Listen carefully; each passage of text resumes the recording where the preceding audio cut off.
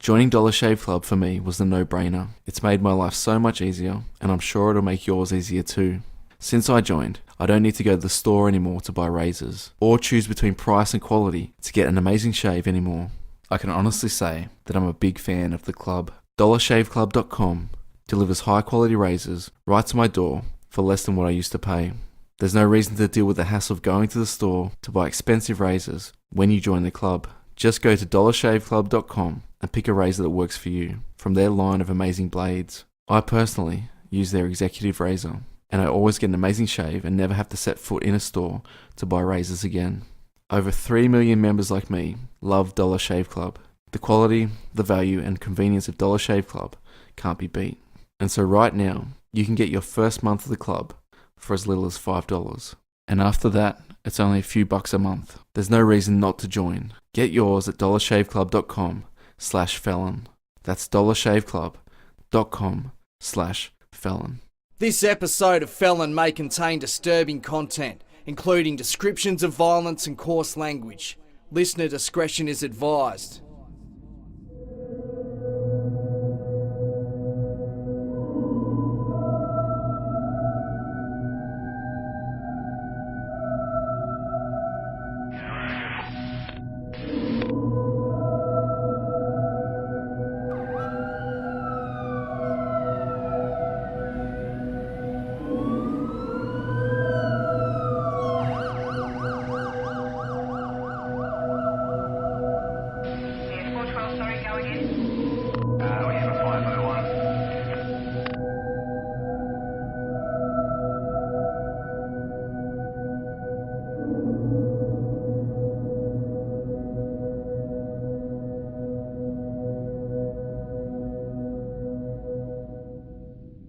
This episode contains references to people and places covered in episodes 6 and 7.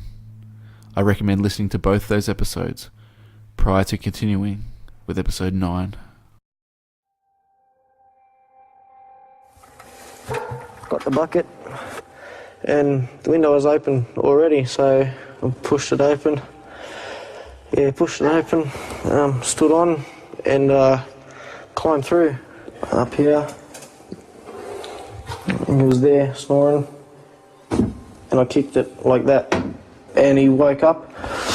Whack. I was feeling lonely. Yeah, fucking hatred and anger, fucking.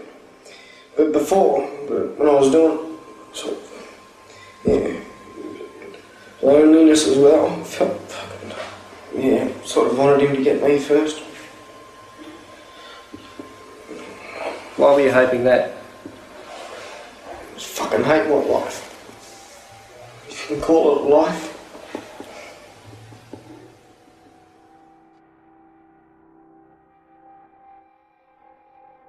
As presented in episode 6, Mark Van Krevel, a quiet 19-year-old, randomly murdered and savagely mutilated 2 men. Episode 7 detailed the investigation that led to his arrest. The extreme nature of the crime shook the nation and sent the local community of Wollongong and its surrounding areas into a panic. Prior to Mark's arrest, those within the area lived under the looming threat that a vicious serial killer was still on the loose. As the evidence mounted against Mark Van Krevel, police knew that they had a watertight case against him, and with his arrest, trial and sentence, Mark would soon be removed from society. But it would not be long before a violent murder would shake the suburb of Albion Park once again. Friday, the 18th of August, 2000. 2 weeks after Mark Van Krevel was tried and sentenced, police were called to a home in the suburb of Albion Park. It was a home that they had visited before. The scene that greeted them inside the master bedroom seems reminiscent of the horror inflicted by Mark Van Krevel. In the room, a man was discovered kneeling beside the bed. He was slumped over, with his head and chest resting on the mattress, with his arms hanging alongside his torso. He was covered in blood, and he was naked. His back and head had received extensive wounds. 25 chop wounds in total to the neck and head had left his neck partly severed. There were also multiple stab wounds and lacerations inflicted to the torso. Blood covered the bedding and curtains. At the foot of the bed, close to the victim's body, lying side by side, were a hatchet, a large kitchen knife, and a fire poker, all of which were covered in blood. It was clear to investigators that they were dealing with a violent offender who had spent some time at the scene prior to fleeing. The knife and fire poker were identified as belonging to the victim, as they appeared to match sets found in the premises. Clear shoe impressions, created by blood, were found in the home, and detectives hoped they could use these as evidence in the case that they had the opportunity to match it to a suspect. The shoe prints also gave the detectives an idea of the offender's movements. They led away from the body to a set of fireplace tools, of which one was missing, then back to the victim's room. The prints then led to a child's bedroom and to an open window from which the attacker had made their exit. It was determined that this was also the entry point. In what appeared to be a stroke of luck, the young girl, who would normally be sleeping in the room, happened to be in another room that night. At the time of the attack, the daughter of the victim had been in a nearby room sleeping in the same bed as her young daughter. Upon hearing the attack through the wall, the two had held each other tight, fearing that they may be next. The daughter of the victim described her experience to police. I was woken by the noises and I going shh, and was that frightened, and I put the quilt over me head and put it over her head, sort of like so we were hidden. In tracking the offender's movements, traces of blood found on the carpet and door handle confirmed that the attacker had walked to the door where the mother and daughter had lay huddled under a blanket. As soon as it seemed like the attacker had fled, the daughter of the victim and her daughter ran to their car, and once within the safety of the vehicle, made their way to the Warilla police station to sound the alarm. It didn't take long for police who attended the gruesome scene to determine that the victim was deceased. The woman who had reported the crime and her now deceased father both bore a surname that was of great interest to police. Their family name was Van Krevel. The woman was Mark Van Krevel's sister, Belinda. The victim was his father, Jack.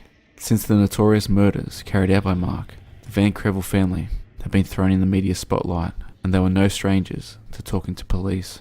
Belinda Van Krevel assisted investigators with their inquiries, taking part in a number of recorded interviews. An early theory that she came up with implied that Mark had something to do with his father's murder. I don't want to get Mark in trouble, but maybe he is covering for someone and they said that they'd do this for him, or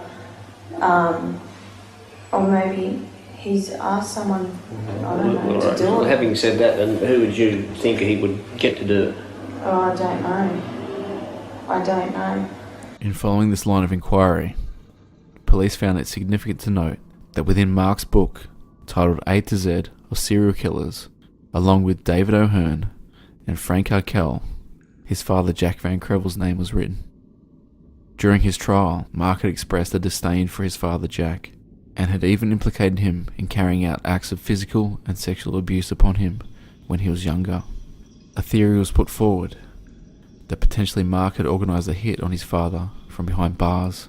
In response to this, police analysed Mark's phone calls and visitor records, and it was soon determined that he had had very limited contact with anyone outside the jail walls. But among a small list of individuals who had recent contact with him was his sister, Belinda, and another man. This man was no stranger to police. It was 21-year-old Keith Schreiber, Mark's best friend and ex-housemate. The theory that Mark was behind the attack was not ruled out by his sister Belinda, who went on to implicate Keith as a possible suspect. This was worth noting to investigators, as when they had discussed Schreiber with Jack Van Krevel during the investigation of Mark, Jack had not spoken kindly of Keith and had suggested that it was Keith's influence on Mark that had led him to carry out his crimes. With this being their strongest lead, investigating officers went about tracking Schreiber's movements just prior to and on the night in question. With his links to the Van Krevel family, Keith Schreiber was again a main person of interest in a murder case. Police quickly located him and made an arrest. When arrested, Schreiber was wearing a pair of Blundstone work boots. These boots were seized and quickly analysed for a comparison to the bloody footprints found at the Van Krevel home. This comparison came back with a positive match. When interviewed by detectives, Schreiber shared 3 words that would seal his fate. Is there anything you can tell us about the incident that occurred last night with Mr. Jack Van Krevel? I've done it. As the interviewers quizzed him for a motive, Keith Schreiber gave an emotional insight into his motivation. Can you tell me why you did it? That's a good question. I was depressed, angry.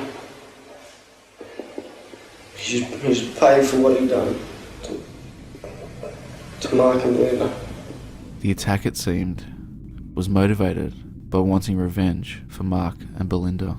Mark had made the claim in court that his father Jack had sexually abused him. The anger that Keith felt towards Jack erupted when he attacked him. When this was happening, did you say anything to Jack?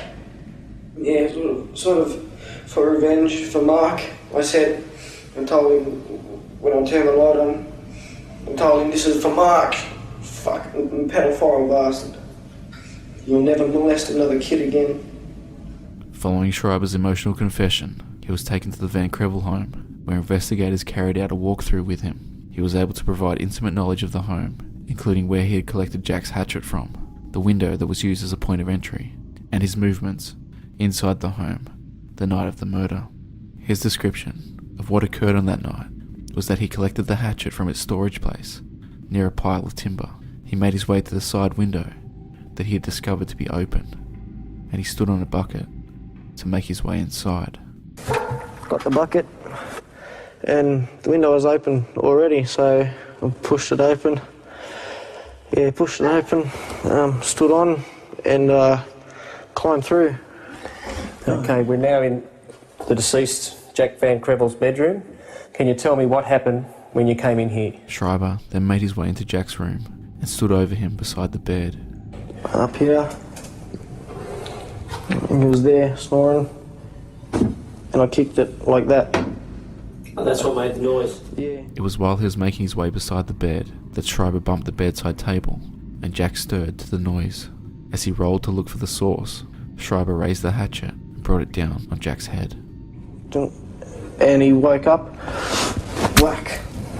As this attack occurred, Belinda and her young daughter Tia were in the next room, listening to every sound and every scream. Keith told his interviewers that when the attack was over, he stopped by Belinda's room, looked in on them, and then made his way out the house. It was then that Belinda fled with her daughter to alert the authorities.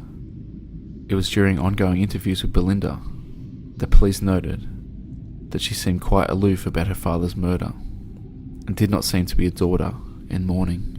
This combined with her scathing comments about her father during the trial of her brother, in which she indicated it should be Jack that should be in jail and not Mark, made police very suspicious of her.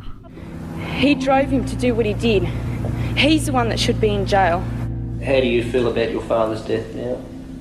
Oh, I don't know.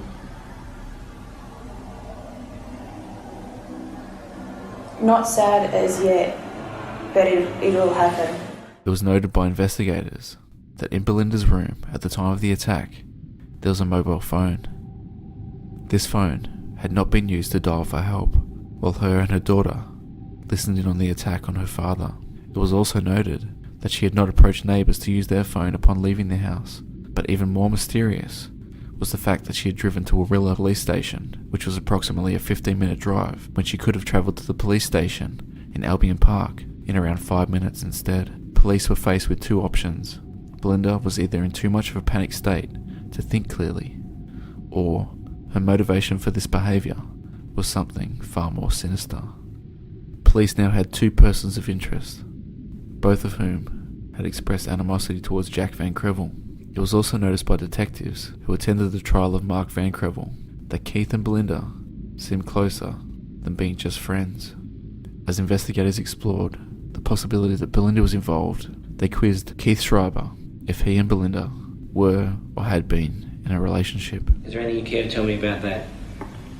It's irrelevant. Is it correct? Sort of.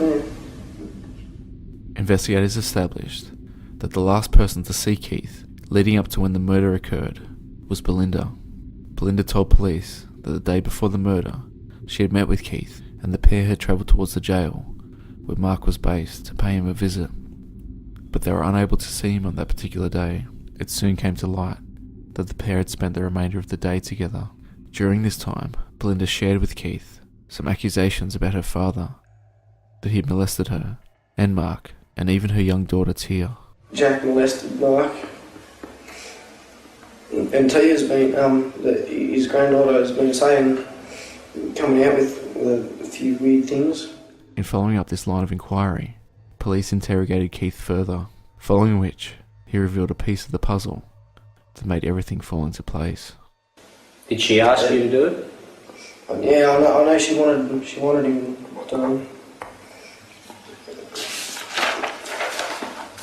wanted him done? Mm. In talking of Belinda's feelings towards Jack, Keith mentions that she wanted him done. With this confession, police set about obtaining evidence against Belinda Van Krevel.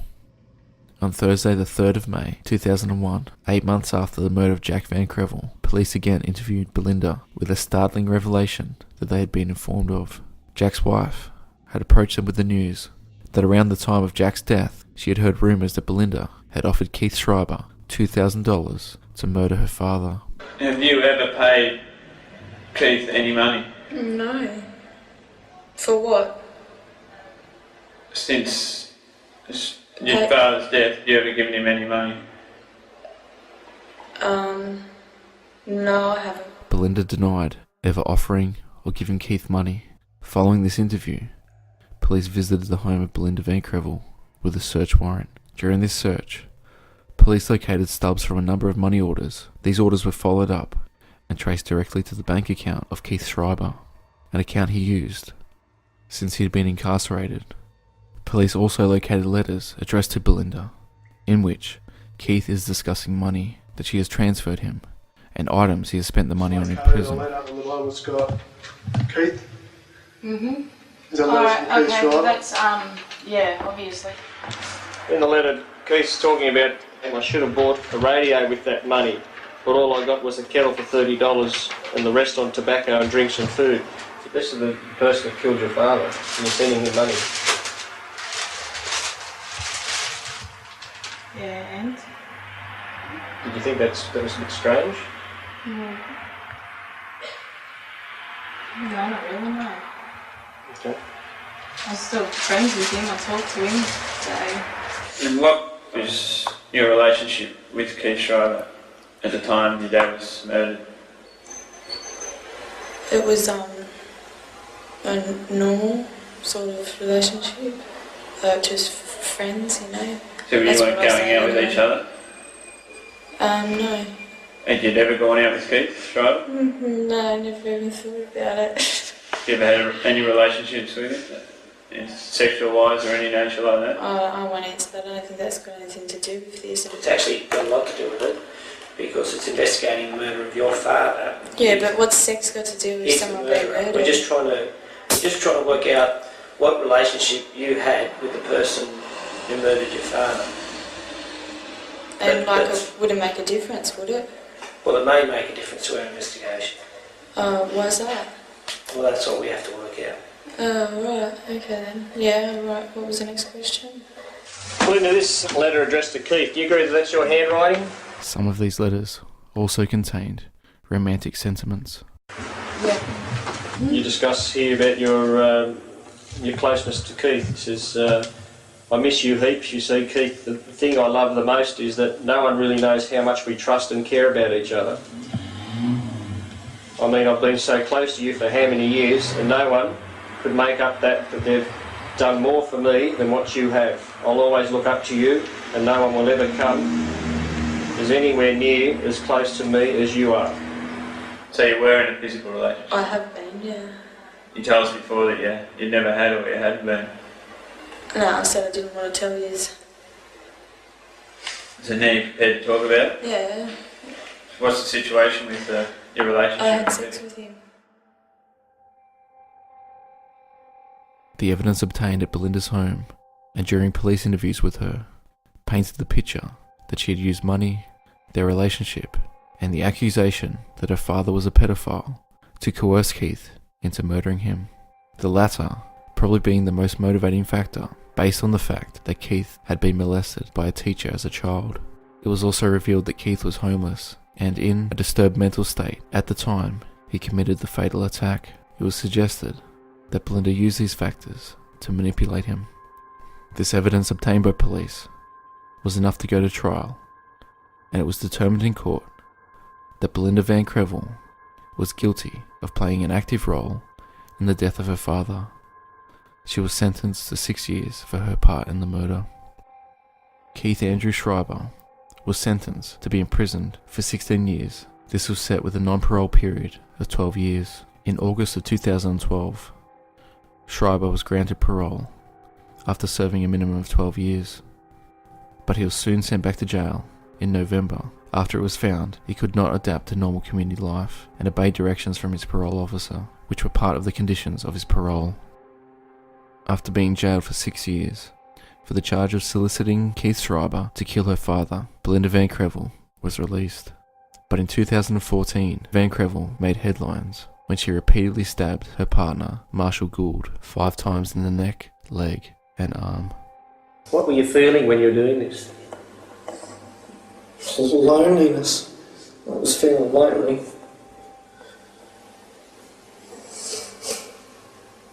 You said earlier that you Yeah, fucking hatred and anger, fucking.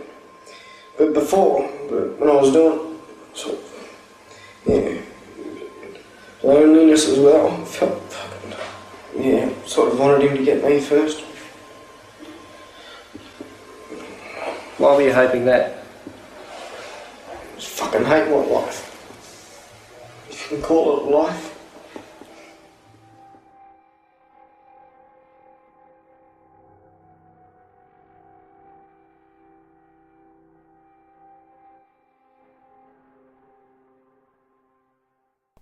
Thanks for listening.